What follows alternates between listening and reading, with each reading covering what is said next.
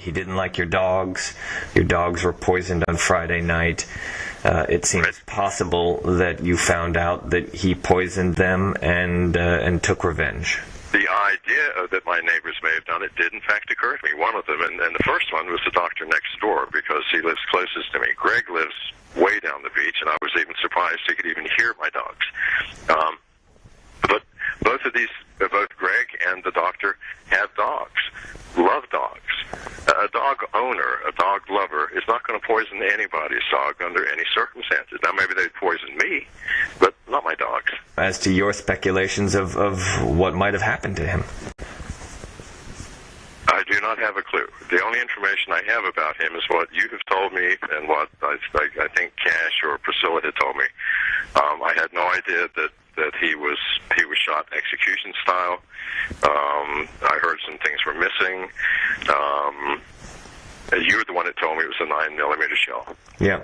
All I know. I had no speculation other than the first thing I thought about was, oh my God, he's a white man, I'm a white man.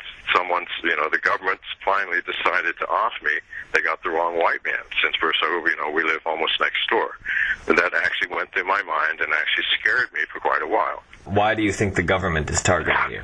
Well, because, number one, I'm one of the first foreigners to live here that actually has, bumped up against the government, and then I have access to the press and had for a long time, and that's my only weapon, really.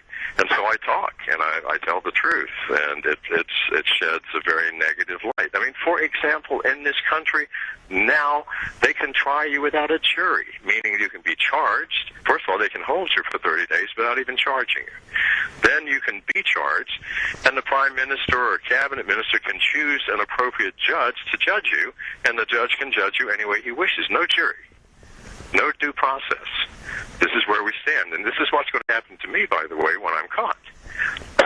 I will be held without charges if I survive the 30 days, which I doubt very strongly.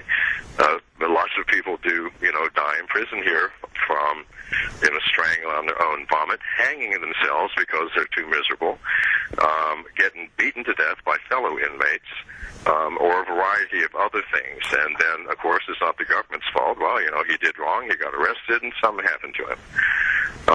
But if I do survive that 30 days, then some judge will go, well, you're guilty. Period.